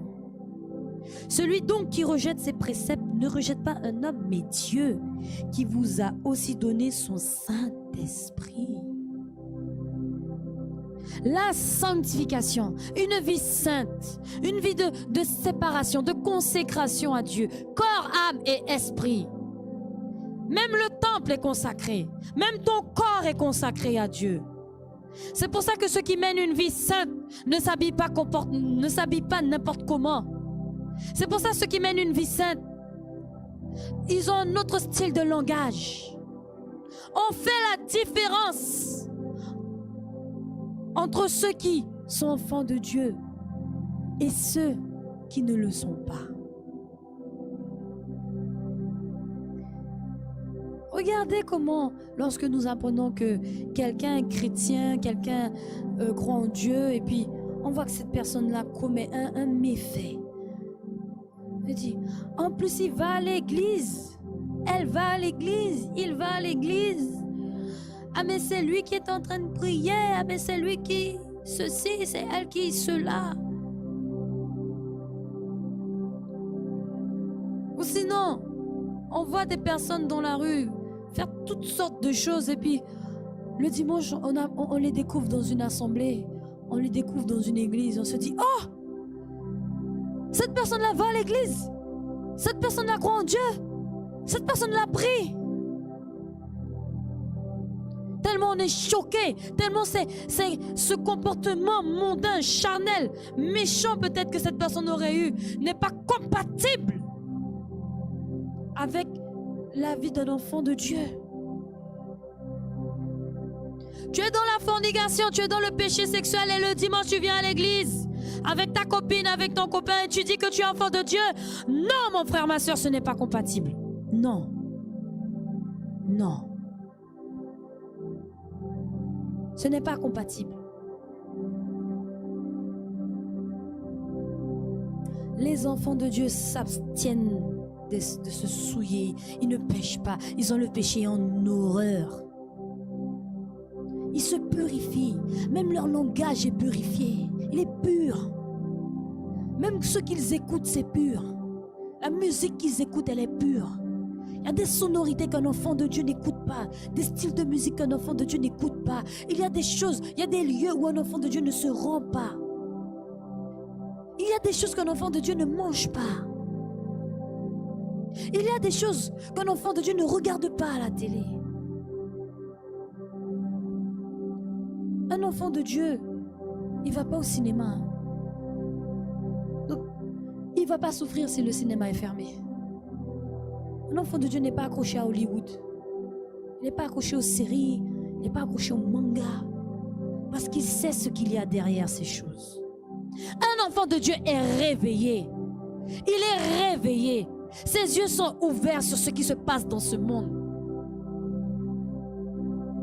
Et c'est pour ça que lorsqu'il marche, il fait attention à là où il met le pied. Parce qu'il ne veut pas souiller son vêtement. Ce vêtement de fin lin blanc et pur que portent les saints, c'est ce vêtement-là que portent les enfants de Dieu. Alors lorsqu'ils vont dans un endroit, ils vont faire attention afin que ce vêtement spirituel qu'ils portent constamment, nous le portons constamment. Constamment, il est spirituel, nous l'avons sur nous. Eh bien, nous faisons attention afin de ne pas le souiller. Nous faisons attention. Les enfants de Dieu, une autre caractéristique.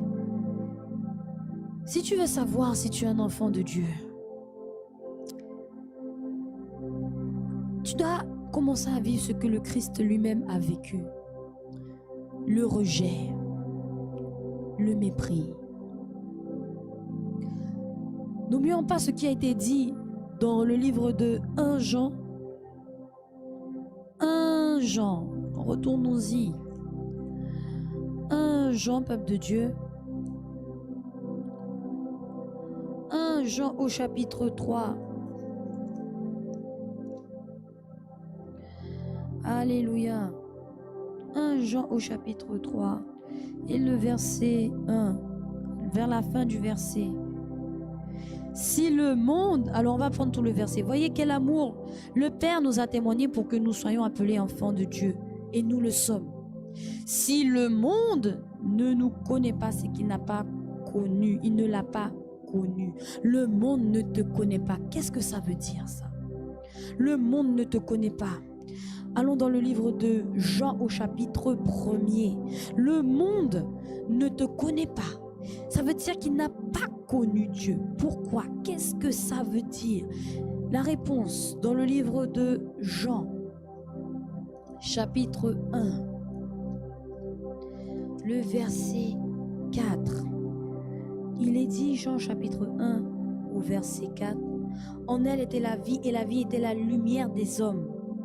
La lumière, lui, dans les ténèbres, et les ténèbres ne l'ont point reçue. » En d'autres termes, la lumière, elle brille dans le monde, mais le monde ne l'a pas reçue. Plus bas, au verset 10, « Elle était dans le monde, et le monde a été fait par elle, et le monde ne l'a point connue. Elle est venue chez les siens et les siens ne l'ont point reçue. Le monde ne l'a point connue.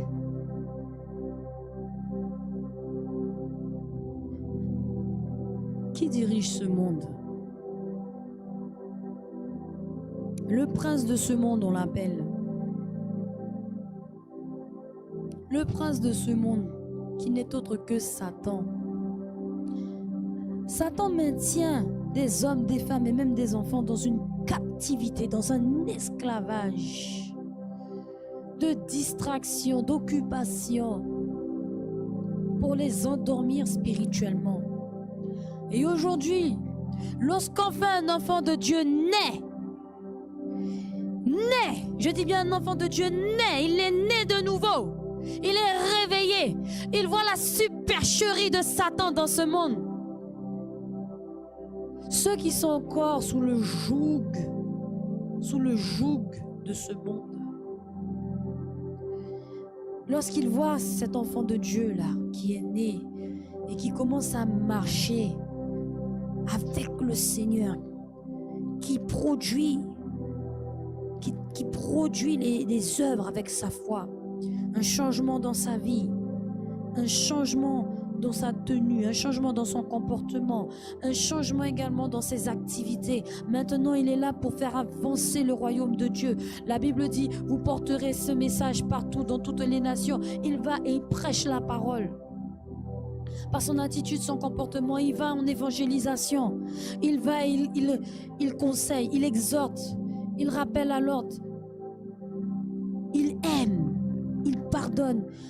Eh bien, figurez-vous que lorsque ceux qui ne sont pas encore réveillés voient un enfant de Dieu, ils se disent, mais il est pas normal lui, hein? Elle est pas bien, elle, hein? Mais pourquoi elle s'habille comme ça? Mais pourquoi il parle comme ça? Eh mais il y a de l'alcool sur la table là. Bois avec nous. Eh mais il boit pas avec nous. Mais c'est quoi son problème là? Il y a de l'alcool sur la table. Tout le monde aime l'alcool. Mais c'est quoi son problème à elle là? Tout le monde a un petit copain là. Elle n'est pas épanouie dans sa vie, hein? Elle a un problème. Elle n'est pas épanouie dans sa vie. Si elle est épanouie, à 16 ans, ça fait longtemps qu'elle aurait déjà eu un petit copain. Vous voyez le raisonnement mondain de ceux qui sont complètement aveugles à la parole de Dieu. Et dès que vous ne suivez pas ce sens, eh bien vous êtes marginal. Vous avez un problème, vous êtes bizarre et vous êtes rejeté. Vous êtes rejeté. Si tu es un enfant de Dieu, tu es rejeté par ce monde.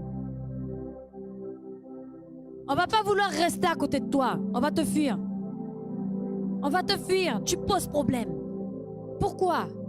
Parce que l'Esprit de Dieu est en train de crier à ces personnes. Regarde mon enfant. Regarde ma fille. Regarde comment elle s'habille couverte. Couverte. Parce qu'elle est le temple de mon Saint-Esprit. Parce qu'elle se consacre à moi. Elle se consacre à moi. Regarde mon fils. Ça ne l'intéresse pas de regarder les femmes, les filles au dehors là.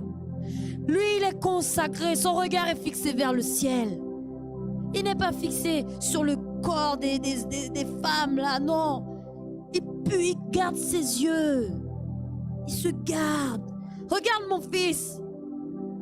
Leur conscience les accuse. Et si leur cœur est suffisamment attendri, ils viendront. Ils viendront un jour ou l'autre au Seigneur. Mais s'ils continuent dans leur mauvaise voie, ils rejettent le Seigneur. Ils rejettent et ils te rejettent. Ils rejettent les enfants de Dieu. Ils ne restent pas à côté d'eux. Ils vont dire toutes sortes de murmures, de calomnies, de mensonges. Ah lui, il est dans sa religion là. Elle est dans sa religion, c'est même pas la peine de parler avec elle, c'est même pas la peine de lui proposer des projets, c'est même pas la peine de lui parler de ça. Lui, ça se voit, il est dans sa religion, lui. Avec le mépris, avec le dédain. Ah oui, lui, il est dans sa religion. Peuple de Dieu, ce n'est juste que la manifestation de la filiation avec Dieu. C'est pas une question de religion. La religion, elle ne sauve pas. Que tu sois catholique, pentecôtiste, témoin de Jéhovah, bouddhiste, la religion, elle ne sauve pas. Être né de nouveau, recevoir le Seigneur Jésus dans son cœur comme Seigneur et Sauveur, c'est ça qui sauve, pas la religion. Produire les fruits avec ta foi. Produire. Démontrer.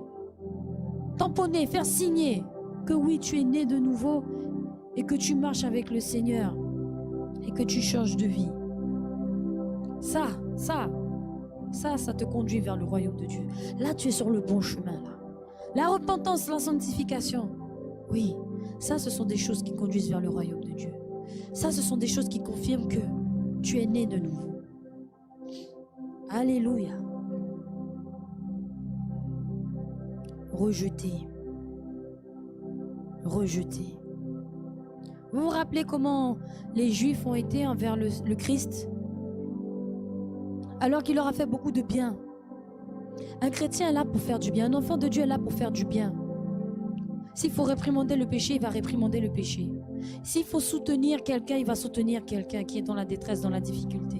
S'il faut accompagner, le chrétien va accompagner. Parce que c'est ce que le Seigneur nous demande. C'est ce que le Seigneur demande à ses enfants. Et le Christ qui a fait tellement de bien, il a ressuscité des morts, il a guéri des malades, des lépreux. Il y a eu des miracles de création, des yeux, des nouveaux yeux qui ont été formés à partir de la boue et de la salive. Pourtant, ce même peuple à qui le Christ a fait du bien, c'est ce même peuple-là qui lui a dit « Bénisse à celui qui vient au nom du Seigneur » là. Ben c'est ce même peuple qui a dit « Crucifiez-le » Ils l'ont rejeté. Rejeté. Alors si tu es un enfant de Dieu et qu'il n'y a pas d'hostilité, il n'y a pas le rejet, sache qu'il y a un souci là. Est-ce que tu es vraiment un enfant de Dieu? Le salut de la grâce que nous avons reçu n'est pas là pour que nous puissions nous relaxer sur cette terre. Ce n'est pas sur cette terre que tu commences à régner et que tout va te réussir. Non, il y a des luttes, il y a des batailles, il y a le mépris, il y a le rejet. N'oublie pas, Satan, il n'est pas content parce que tu es une lumière qui brille. Et si tu es un enfant de Dieu, ceux qui ne le sont pas encore, ils vont te persécuter. C'est biblique. C'est biblique. Regardez Paul, regardez Pierre. Ils ont été persécutés. Matthieu, Jacques, Jean, persécutés, rejetés. Et qu'est-ce qu'ils faisaient? Ils annonçaient juste la parole. Mais le diable n'aime tellement pas ça. Oh, peuple de Dieu. Ils souffrent. Les enfants de Dieu, ils souffrent. Mais ils sont heureux de souffrir. Romains 8. Alléluia. Et nous allons bientôt conclure. Romains 8, au verset 17, il est dit: Or, si nous sommes enfants, nous sommes aussi héritiers, héritiers de Dieu et co-héritiers de Christ. Si, toutefois, nous souffrons avec lui, afin d'être glorifiés avec lui. Alléluia. Si nous souffrons. Donc oui, les enfants de Dieu doivent prendre part aux souffrances. Et malheureusement, ce n'est pas tout le monde qui veut souffrir pour le Seigneur. Il y a des souffrances. Il y a des souffrances que tu dois endurer. C'est pour ça qu'on n'arrête pas de le dire. Quand tu acceptes le Seigneur dans ta vie, c'est pas tous les jours roses. Bien sûr qu'il y a des moments de joie tellement intenses. Alléluia. Mais il y a des moments où on souffre. Et la souffrance fait partie de notre formation pour pouvoir rentrer dans le royaume. C'est par la souffrance, par le brisement que nous sommes un peu plus façonnés, modelés chaque jour par la main du potier. Alléluia. Oh oui, il y a des souffrances. Le rejet, le mépris, c'est une souffrance. L'apôtre Paul, décapité, mais lui-même il a dit quoi? Que c'est une souffrance légère. Alléluia. L'apôtre Pierre, crucifié à l'envers, il a dit qu'il était heureux. Quand il a vu la croix, il a dit quoi? Non, non, non, non, non, je ne peux pas être crucifié comme mon Seigneur. Crucifiez-moi à l'envers. Mais ça fait encore plus mal. Et pourquoi ils ont fait ça? Parce qu'ils savaient. Il faut avoir le regard fixé vers le Christ. Là où se trouve ton trésor, c'est là où se trouve ton cœur. Où se trouve ton cœur? Le cœur des enfants de Dieu se trouve auprès de Christ. Alléluia. Et nous allons voir un dernier passage. Ce sera le livre de Matthieu. Tu veux être un enfant de Dieu? Écoute ces choses. Prends la mesure de ces choses et regarde comment ces choses s'appliquent dans ta vie. Est-ce que tu les appliques? Est-ce qu'il y a des choses à revoir? Matthieu 5 à partir du verset 1. Voyant la foule, Jésus monta sur la montagne et après qu'il se fut assis, ses disciples s'approchèrent de lui. Puis, ayant ouvert la bouche, il les enseigna et dit: Heureux les pauvres en esprit, car le royaume des cieux est à eux. Heureux les pauvres en esprit, mais les pauvres aussi. Alléluia. Nous vivons dans un monde où on n'aime pas être pauvre. On n'aime pas être pauvre, on veut être intelligent et on veut avoir des moyens. C'est pour ça qu'on dit, travaille bien à l'école hein, si tu vas avoir un bon travail. Ne sois pas pauvre en esprit, sois intelligent pour avoir un bon travail, pour avoir de l'argent. Heureux les pauvres. Nous vivons dans une génération où il faut avoir du savoir, il faut avoir de la connaissance, il faut avoir des biens, il faut être riche dans tout, en intelligence, en matériel, il faut être riche dans tout, il faut être riche. Pourtant le Seigneur dit heureux les pauvres. Ceux qui ne savent pas, ceux qui ne connaissent pas, ils sont humbles. Et ceux qui ont des grands savoirs, comme les Sadducéens et les pharisiens, lorsque Christ vient frapper à leur porte, il leur dit, nous n'avons pas besoin de toi, nous sommes descendants d'Abraham. Alléluia. De la même manière, il y a certains chrétiens qui viennent et qui disent, je n'ai pas besoin de toi, pasteur, j'ai Dieu. Mais c'est Dieu qui a envoyé le pasteur pour toi. C'est Dieu qui a mandaté le pasteur pour t'aider. C'est Dieu qui a envoyé le pasteur pour prendre soin de toi, pour te communiquer les choses du royaume. Parce que dans ta condition-là, mon frère, ma soeur, tu ne peux pas. J'ai pas besoin de toi, j'ai Dieu. De toutes les façons, pourquoi on a besoin de pasteur? On a dit que le salut est individuel. J'ai pas besoin de pasteur, j'ai pas besoin de frères et sœurs. Moi, je reste chez moi, je prie mon Dieu, c'est bon. Pourtant, le Seigneur nous appelle à la communion fraternelle. Le Seigneur nous appelle à travailler ensemble pour son œuvre. Parce qu'il a mis en chacun des dons qui sont complémentaires avec d'autres dons. Et pourtant, on vient et on dit, j'ai pas besoin. Je connais, je sais. Je suis riche en savoir, en intelligence. Ça fait 20 ans que je suis à l'évangile. Ça fait 20 ans que j'ai donné ma vie à Christ. Je sais déjà, t'as rien à m'apprendre. Heureux les pauvres. Heureux les pauvres en esprit, car le royaume des cieux est à eux. En d'autres termes, heureux les humbles. Au verset 4, heureux les affligés, car ils seront consolés. Les affligés, ce sont les personnes qui pleurent. Aujourd'hui, nous vivons dans un monde avec une génération qui n'aime pas pleurer. Pleurer est un signe de faiblesse, alors que devant Dieu, Ce n'est pas un signe de faiblesse de pleurer. Christ a pleuré.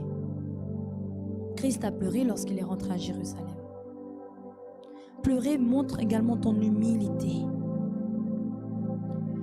Pleurer montre que tu as vraiment ce cœur de chair qui ressent ce que Dieu ressent. Pleurer montre que tu es capable de ressentir la douleur, notamment lorsque tu blesses le cœur de Dieu. Et que tu viens, que tu pleures dans la repentance devant Dieu. Alléluia. Heureux les affligés car ils seront consolés. Les enfants de Dieu, ils pleurent. Alléluia. Verset 5. Heureux les débonnaires car ils hériteront de la terre. Cette génération, elle n'aime pas être dans cette bonté-là. Pourtant, œil pour œil, dent pour dent, c'est fini. Œil pour œil, dent pour dent, c'est fini. Christ lui-même l'a appris. Il a dit, vous avez appris qu'il vous a été enseigné œil pour œil, dent pour dent. Mais aujourd'hui, soyez miséricordieux. Pardonnez. Mais on ne veut pas pardonner. Ils ne veulent pas pardonner. Si tu me touches, je te touche. Si tu me frappes, je te rends. Voilà. Malheureusement, c'est ça. Et pourtant, les enfants de Dieu, eux, ils restent là et ils subissent. Ils subissent. Ils espèrent en Dieu. Ils viennent par moments, ils vont ouvrir la bouche en disant, mais mon frère, ma soeur, un tel, tu vois pas que ce que tu fais là, ce n'est pas bon. Et s'ils voient que là, ils sont quand même soumis encore à des maltraitances, ils vont essayer de s'organiser toujours dans la paix pour pouvoir se retirer, toujours dans la paix, parce que le Seigneur a dit de rechercher la paix avec tous. Mais ils subissent. Et ils donnent le bien. Ils donnent le bien. Allez, ils sont humbles, les enfants de Dieu. Ils rendent le bien pour le mal. Ils rendent le bien pour le mal. Heureux ceux qui ont faim et soif de la justice, car ils seront rassasiés. Et malheureusement, il y a des personnes qui se disent être enfants de Dieu, mais qui n'ont pas faim et soif de justice. Ils veulent un évangile moderne qui est tolérant avec le péché. La justice de Dieu, c'est la tolérance zéro au péché. La justice de Dieu, c'est la tolérance zéro au péché. Alléluia. Si tu es un enfant de Dieu, tu as faim et soif de la justice. Tu sais que ça, c'est un péché, que ce péché-là a des conséquences. Non, tu redresses, tu corriges, afin que la bénédiction puisse continuer à venir dans la vie. Parce que lorsque tu marches dans la justice, bien sûr que la bénédiction accompagne. Mais bien sûr, il n'y a pas de corruption. La justice de Dieu, elle n'est pas corruptible. De la même manière, l'évangile de Dieu ne doit pas être corrompu. Mais combien sont en train de corrompre l'évangile? Ils adaptent l'évangile. N'adapte pas l'évangile du Seigneur aux circonstances. Ne l'adapte pas. Ah, tu as péché, tu vas vite chercher un verset pour pouvoir te justifier et te donner bonne conscience. Non, va dans la repentance. Aie faim et soif de justice. Pour que la justice de Dieu puisse venir te justifier face à ton péché. La justification par le sang de Jésus. Alléluia. Mais c'est dommage. Parce que beaucoup se revendiquent être enfants de Dieu et veulent continuer dans le péché. Et ils cherchent même des versets pour excuser.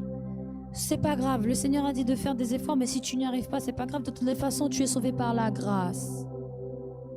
Où sont les œuvres de ta foi? Tu ne dois pas te battre pour ton salut. Aucun péché ne rentrera dans le royaume. Le Seigneur t'a donné, tu as choisi de prendre. Si maintenant tu perds, ce n'est pas de la faute de Dieu, c'est parce que tu n'as pas bien gardé ce qui t'a été donné. Verset 7.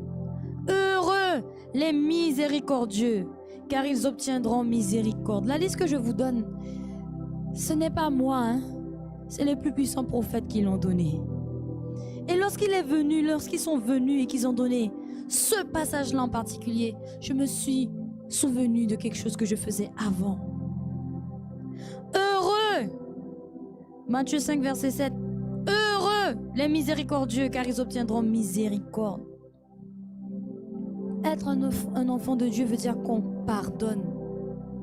Mais comment tu peux prier le Seigneur et ne pas pardonner? Comment tu peux prier le Seigneur et avoir une liste d'ennemis? Avant que je ne connaisse Dieu, avant que je ne connaisse le Seigneur Jésus, j'avais une petite liste moi aussi. Une petite liste où j'avais mis le nom de tous mes ennemis. Entre guillemets, je dis aujourd'hui parce que je n'ai pas d'ennemis. Mon seul ennemi, mes deux seuls ennemis, hein, Satan et ma chair. Voici mes deux ennemis, Satan et ma chair.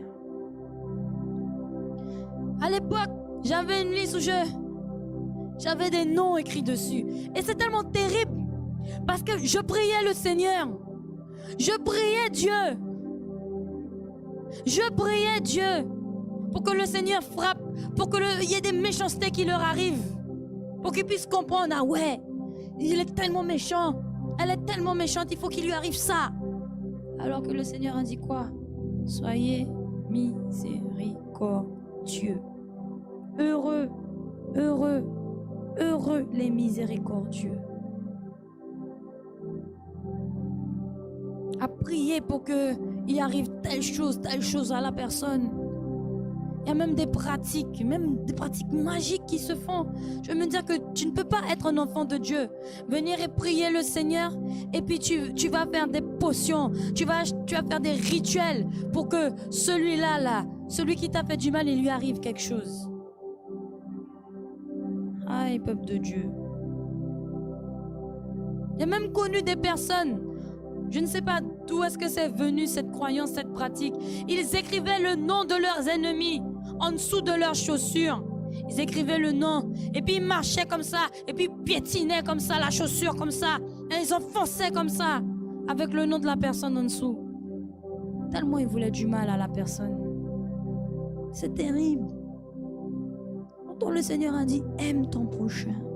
Les enfants de Dieu aiment leur prochain. Le Seigneur a dit bénissez ceux qui vous maudissent, ceux qui vous persécutent, bénissez-les. Mais aujourd'hui, est-ce que c'est ce que font les enfants de Dieu? Non, on a cette petite liste et on va même prier le Seigneur contre un tel. On prie le Seigneur contre un tel. Seigneur, celui-là, il est méchant, celle-là, elle est méchante. Ah, Seigneur, fais justice. Hein? Ah oui, Seigneur, fais justice. Hein? Ah là là. C'est que il y a vraiment encore du travail à faire. Verset 8. Heureux ceux qui ont le cœur pur, car ils verront Dieu. Alléluia. Heureux ceux qui ont le cœur pur. La pureté, c'est être sans contamination. L'évangile qui n'est pas corrompu. Le sang de Jésus qui n'est pas souillé avec toutes sortes de choses. Avec toutes sortes de croyances. On va proclamer le sang de Jésus à tort et à travers. Oh non. Non, non, non. Verset 9. Heureux ceux qui procurent la paix, car ils seront appelés fils de Dieu, enfants de Dieu. La paix. Recherchez la paix avec tous et la sanctification sans laquelle nul ne verra le Seigneur. Hébreux 12, 14. Mais on ne veut pas pardonner. Il faut pardonner. Il faut rechercher la paix. Il faut être transparent, dire les choses clairement. Et donc, peuple de Dieu, voici quelques-unes des caractéristiques d'un enfant de Dieu. Un enfant de Dieu, il fait toutes ces choses, il vit toutes ces choses, il produit toutes ces choses, il a le souci des âmes, il a le souci de plaire à son Seigneur, il a le souci de montrer que oui, lorsque le Seigneur a donné le salut de la grâce, que oui, le Seigneur a fait le bon choix. Il a fait le bon choix. Alléluia. Il y a une sélection qui se fait sur la terre. Mais ce n'est pas l'objet du message d'aujourd'hui. Nous allons nous arrêter là. Être un enfant de Dieu, ça a un prix. Dans cette liste, petite liste que je vous ai donnée, nous sommes tous à un moment donné obligés de passer par là. Ce sera à différents degrés. Les persécutions que vivent certaines personnes ne seront pas les mêmes que d'autres, mais nous devons tous passer par là. Être un enfant de Dieu, ça a un prix. Si on se comporte comme si c'était un dû, c'est qu'on n'a rien compris.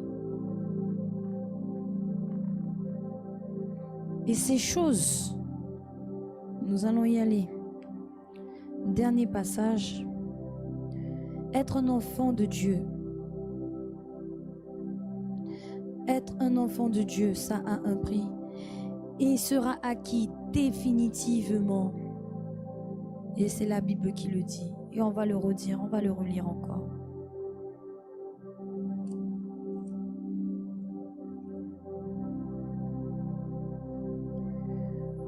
Alléluia.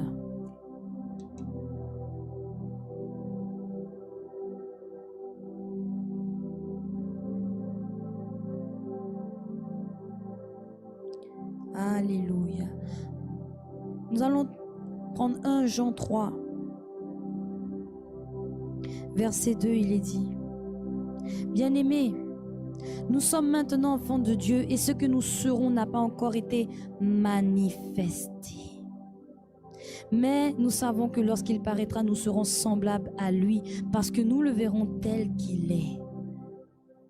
Ça veut dire que tu es enfant de Dieu là aujourd'hui, oui. Demain tu pêches. Demain tu pêches et tu ne te repens pas. Sache que la filiation, tu la perds. Tout cela sera acquis définitivement lorsque le Fils de Dieu apparaîtra. Alléluia.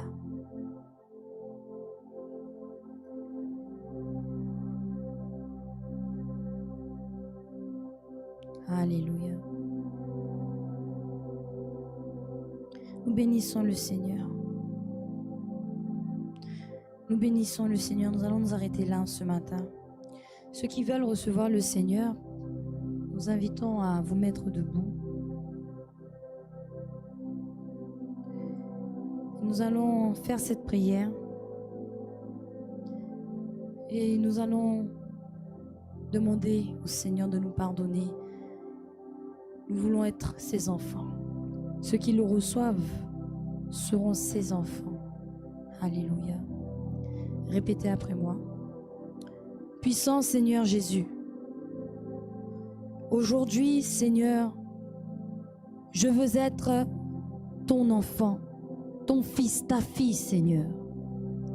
Aujourd'hui, Seigneur, j'ai entendu que ceux qui veulent faire partie de ta famille doivent produire des œuvres avec leur foi.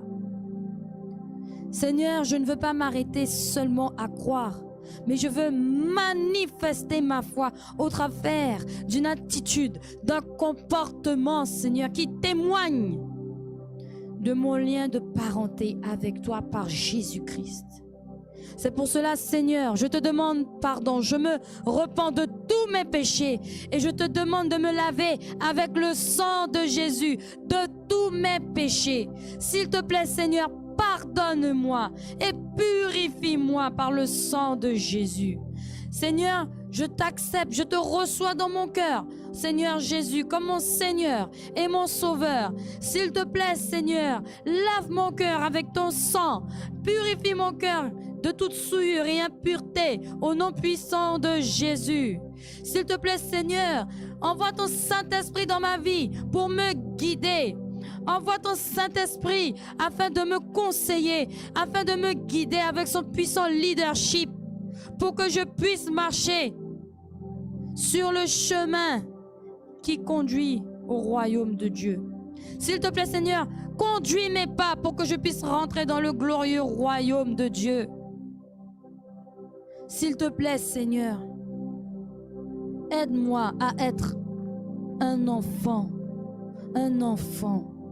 de Dieu, ton enfant, Seigneur. Aide-moi, Seigneur, à avoir la pensée de Christ. Mets la pensée de Christ en moi, Seigneur, pour que Christ puisse vivre en moi. Et que le monde voit qu'aujourd'hui, je suis changé.